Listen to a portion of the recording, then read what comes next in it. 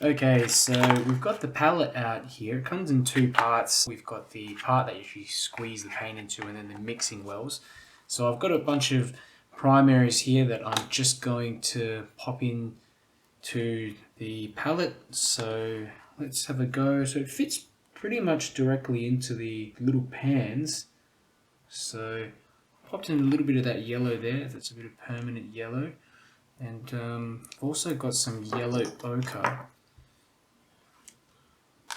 So get a bit in. They're quite easy to definitely squeeze in there. Looks like they're definitely designed to accommodate for these tube widths. Doesn't take much to fill these up. And I've got a bit of peacock blue here, so it just takes a little squeeze to get that in. Interesting. Okay. So as you can see, I've done a couple little sketches here. I'm going to try out just painting with this palette. Normally I do use a much larger palette. I paint from A4 sized upwards. This is more of like a A5 sized and above, but we'll see how we go, especially with some of the brushes. I've got this gigantic mop brush, which I have a feeling I'm going to have issues with that, but a smaller mop brush like this one here, I think that should be fine. So let's give this a go. And I could imagine this being particularly useful if you are painting on a smaller scale, such as the A4 to A5 scale. Anything larger, you're probably going to have issues. But let's just see how this works out.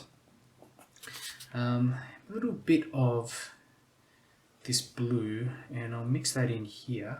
Oh, that's really nice. I don't actually have a porcelain palette. It feels quite nice mixing it up in here. I'm used to painting on a kind of plastic to metal palette, so put a bit more of that blue in there like that. So we've got some of this peacock blue, maybe a bit more water mixed in there. So I've just prepared that bit of paint.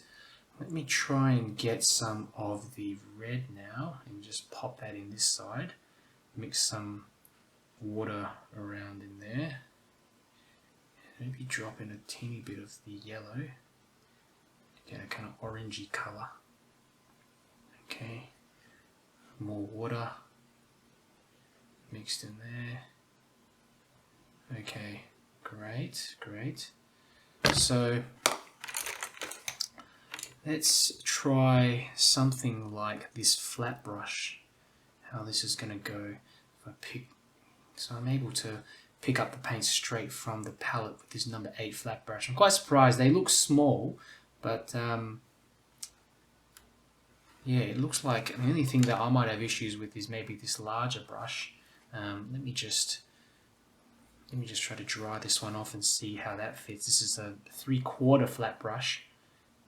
It's one of the largest flat brushes, and that just fits just at the edge, if you can see, if the bristles sort of curve downwards. So that's really quite interesting. I didn't think that it would take a flat brush, but looks like it does. So I'm going to put that other flat brush down now that I can use the bigger one. I always like to use bigger brushes if possible.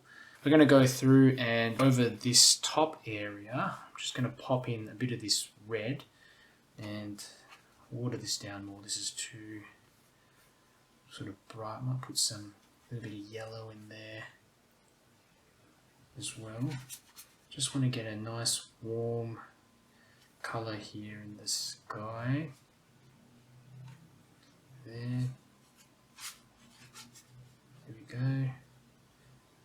This is a lighthouse scene, really quick lighthouse scene that I'd sketched in earlier. And then we've kind of got this gradient where it just goes a lot more lighter down the bottom here. Great. And I might just add in water down this section. And I've got the peacock blue here ready to go. And let's just blend that together to this top section. Okay. Not bad. And same here. Let's just bring that across and down like that. I'm just going to pop a bit of red into this section here as well. Okay.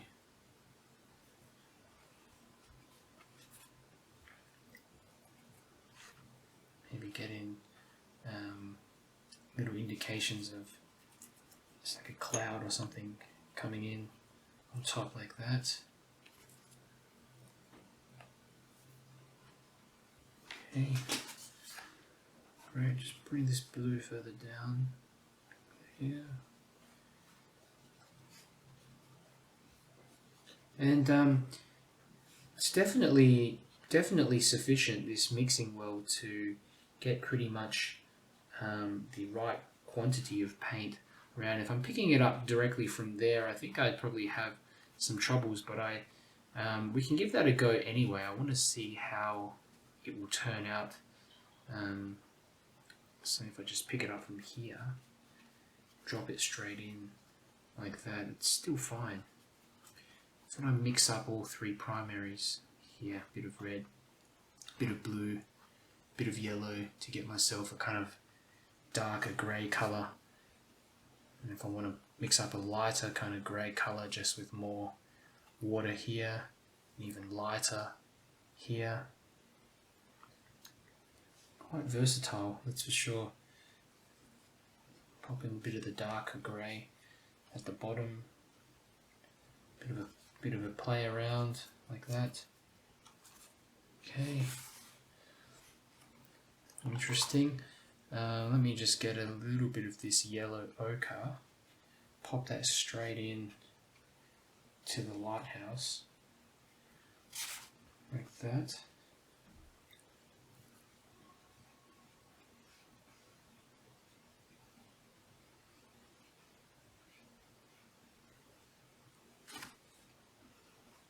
I'm not really being too careful or anything with this. I'm just testing out the palette essentially to see if it can handle the pigment loads and quantities that I'm using for a painting like this. And yeah, I'm definitely quite impressed. I thought I'd have trouble painting on something like this, but I can definitely see myself using this if I was painting on a more smaller scale, just from the sketchbook. There we go, just popping a bit of this yellow down here, and a bit of red coming into this building, bit of yellow again in here. Mix that through, get it all to blend.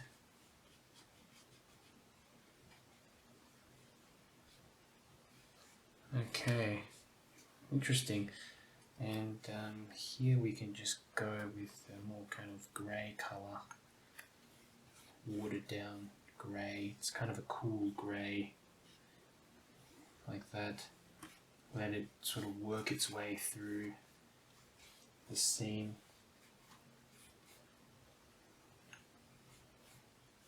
There.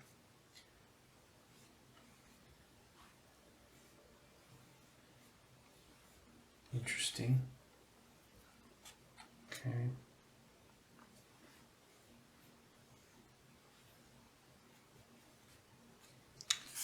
Alright, while that one's going ahead and drying, I'm going to start working on this other one here. So I'll just move that palette over to the right hand side. Alright, I'm going to start off with the 3/4 inch flat brush and get in some of this yellow ochre. Pop that into the mixing well here. Some more water,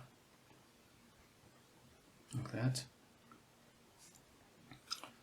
Okay, let's start off in that area of the sky.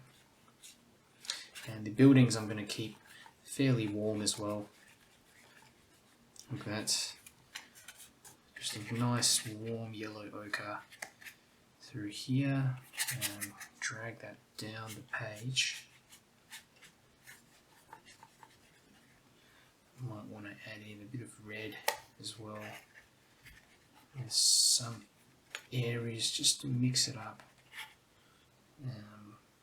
You know, a bit of grey couldn't hurt, just coming through the sky like a sort of larger cloud. The great thing, you know, a lot of people think they need to have lots of colours, but really you just need your primaries. If you've got a good set of artist grade primaries, you can do quite a lot with these, and or you can mix most colours that you need essentially. So sometimes actually working on a limited palette, well, I find it makes things a lot easier. You don't have to worry about as many variables, I suppose.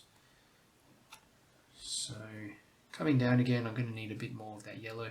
And look at that, it fits directly into the little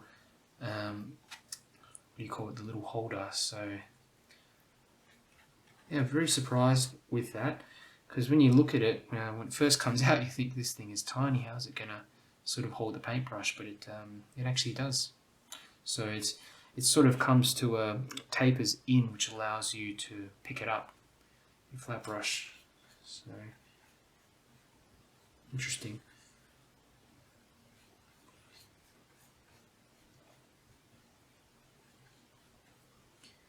And I love the simplicity of it and the convenience of, you know, especially if you're on a trip or you're out doing some urban sketching, you know, you can have a little set of these, and, you know, even if you're on the train or the bus or something like that, I think this could be very helpful for those kind of people. So just drop in a little bit more of this grey into the sky, little sort of streak running through like that. You know, we can also start popping in a little bit of darker colour on the side of the buildings here. Just want to paint some of this wet onto wet where possible, essentially. So just over on this side, we've got the sun coming from the right hand side, so there should be, you know, more darkness sort of coming on this side of the building if it's hitting that side of the building there. And I'm just going to pick up more of this yellow ochre and drive this wash completely down the page. Pick up quite a bit of permanent yellow here, which is a bit kind of stronger, so I'll drop that in too, like that. Here we go.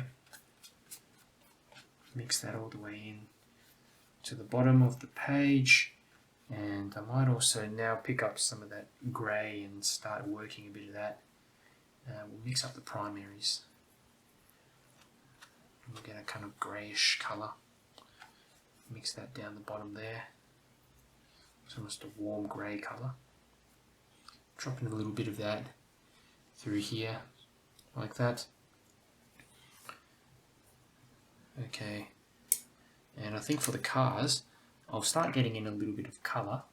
So we'll get some pure blue, a bit of that peacock blue, just a really light wash of it. I'm going to just pop in a little here on the car, okay, so that it melts in a bit.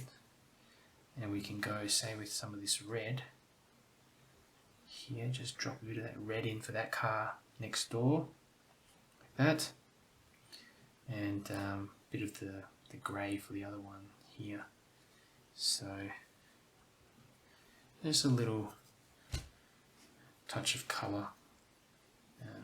What have we got for this sort of person here on the side? Mix up a bit of blue. Drop that in like that. I think I'll go also with blue for the main figure here, but just a bit lighter, like that. There we go. And blending won't happen, but I'm not so fussed. Just want to get some colour on there. Back to the lighthouse. So time to add a little bit of detail on there, and I'm going to pick up a kind of cooler grey colour. I'm just mixing up those primaries here, but just making it little bit cooler. Little number 4 round brush. Start at the top, okay, and drop that bit of paint in. Is it dark enough? Let me check. Yep, it should be fine. And what I'm doing is just adding in some little bit of detail on top to indicate the top of the lighthouse, and work my way down from there. We've got a couple of kind of windows that are darker like that, and then the other ones are pretty much just all illuminated with a little bit of a sort of window frame there. Okay, have a look around, and I'm going to need a bit more, not red, a little bit more of a kind of yellowy colour for here. Just a bit slightly darker yellow in this section like that. Okay, and then as we move down the page, I'm just going to use a kind of diluted down yellow ochre with a bit of the grey mixed in there to just get a bit more strength into the to the actual lighthouse, like that. Okay, carry this down, sort of trying to refine the edges more of it so that it kind of, you know, just stands out better.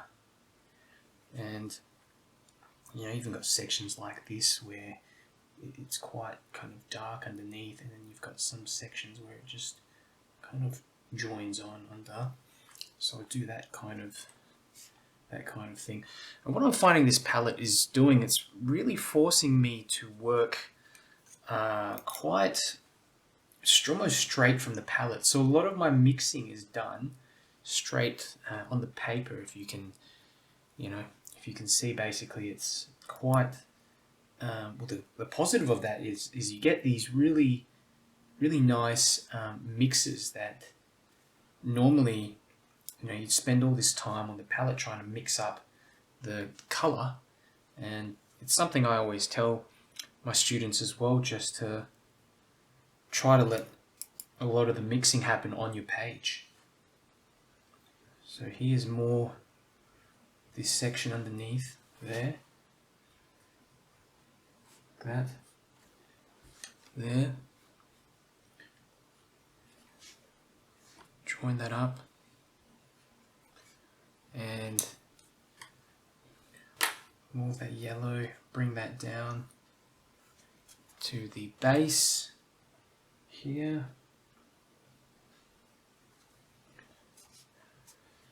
Fantastic, and that pretty much finishes it off. We've got other buildings here which I'm going to work in some also a little bit of this bluish grey colour. Maybe a purple colour's going to be fine too, just in here. Join that on like that, top of that roof there, and maybe the side too, just a little bit more dulled down around about here, the side. Okay, and then we've got in this area down the bottom as well, which I'm going to connect all up, but essentially just on the sides here we've got all this kind of darkness surrounding the base and the buildings. So this is really a good time to just practice a bit of negative painting around these bits and pieces.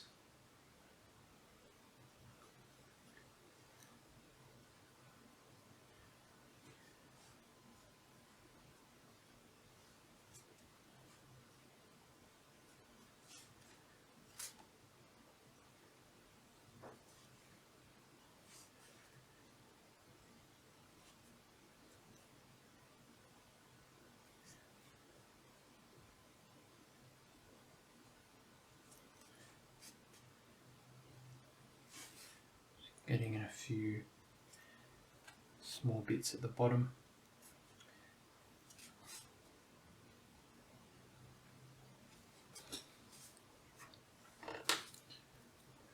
Okay, I'll swap to the rigger and use the rigger to get in some smaller sort of brush strokes in here.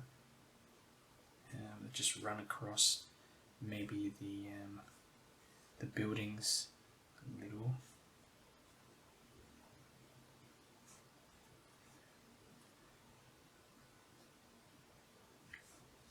I've got some little things, I don't know what they are. Sails, that kind of thing, with a little kind of flag or something on this roof. You know, bits like that. What else have we got? You know, I've noticed as well, this section just needs a bit of this kind of railing kind of popped in there like that. Some bits have dried much faster than others. Okay.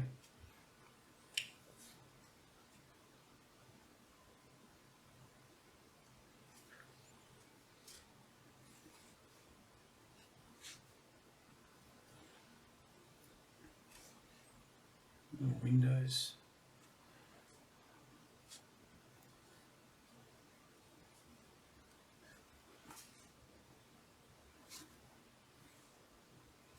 Like that.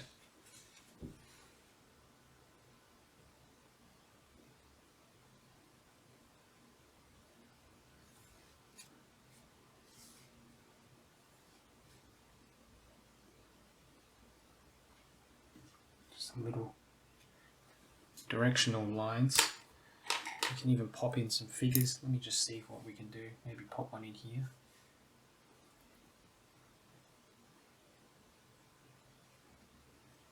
Just walking towards. Move another one to the side. Let me just mix up a thicker dark paint. That. Another person maybe on the side like that. Walking here. Maybe a little shadow underneath there.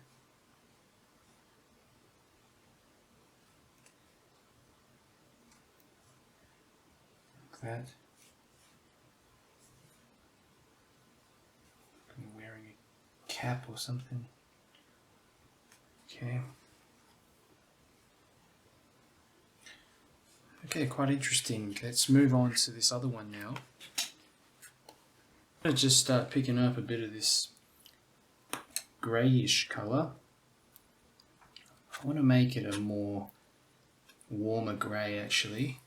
And I've got a number, or I should have a number 8 round brush. I think that's going to be better.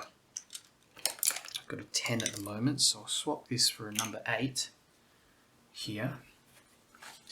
And essentially what I'm going to do is just get in the silhouette of this building. So drop that grey straight in to the background and start working my way through it.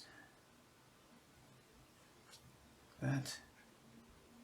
Just drawing out the edges of this building here and connecting it all on, especially to the shapes on the left hand side as well. Okay, I'm just dragging this down, and we can darken it as we get further down as well. Add a bit more blue in there to get a bit more darkness here. Cut around these areas of the cars. In fact, I probably should have just left the windshields in yellow as well, but oh well. So coming around, just doing this section now, pretending we've got a light, the light source here on the right there. So just coming down through this left hand side of the tower, and I'm also connecting the building here to the tower too on that left hand side. And while I can, just putting in tiny little bits and pieces, indicators of this side of the tower, like that. Okay, fantastic. And this all kind of goes down to here, front, and joins onto this section, like that. Continue on. Okay, now we've got this area of the building in the light, so I'm just going to move directly onto this side here, and just go straight down here.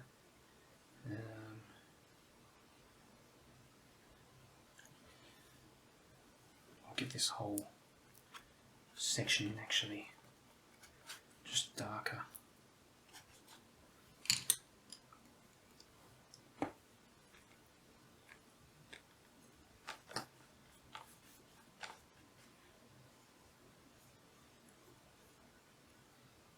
Okay.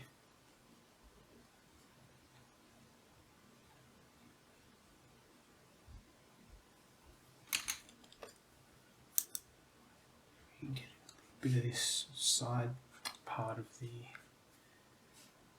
building too. Just shifting some of that paint over here. Drawing that all on.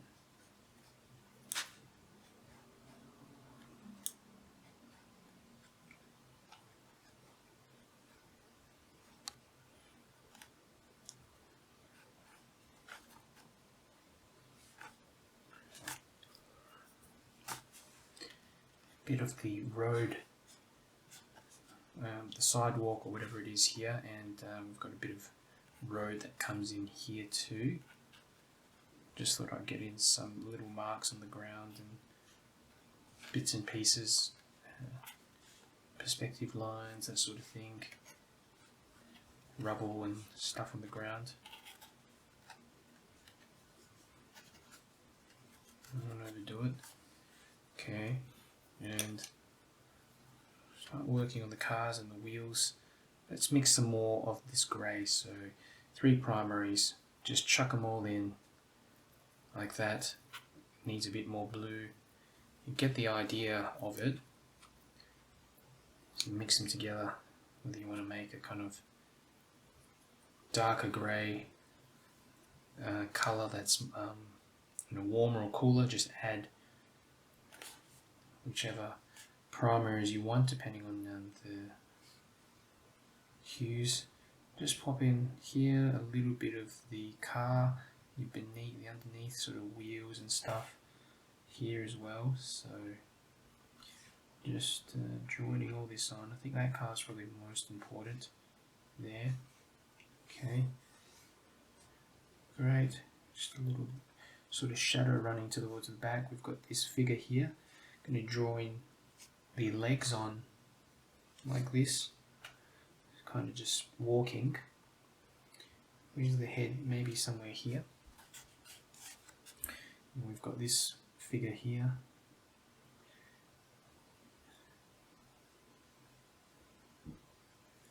Walking towards the front, like that. Okay, pretty basic. Bit of shadow in the front. Another figure here. Shadow connected on like that.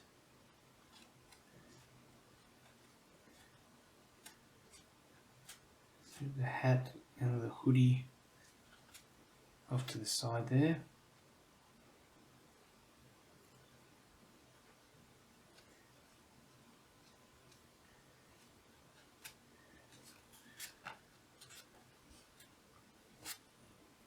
Okay. Don't want that area to bloom, so I'm just going to drop in a little bit of paint here, but I've got the brush pretty dry, and just adding in some little bits of paint. I'll just dry off the brush essentially first, and that's what I'm popping in here, just little bits and pieces. Might have this separation like that. Here as well, between the floors, just have a bit of a play around. Now there's a couple of little windows here, things, separations, like that. That's always a good idea. The top of this just needs to be a little bit heavier. Tiny bit more paint in there. Oops. Let's have a look over on that side. Ooh, kind of windows. Just drop them in like that. Actually, that should do the trick. Doors or what have you.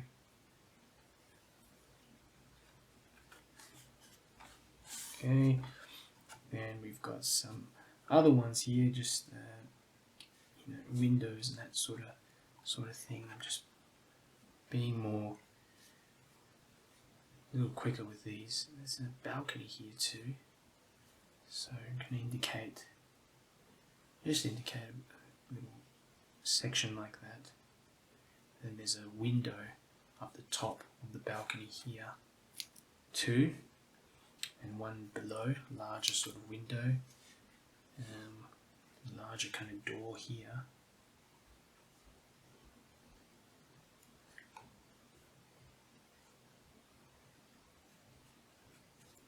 Like that. And some sort of stairs going down here.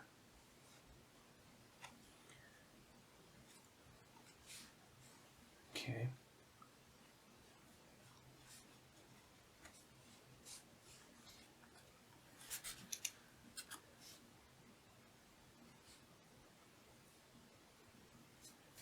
Thought I would put in some indications of birds over in the distance.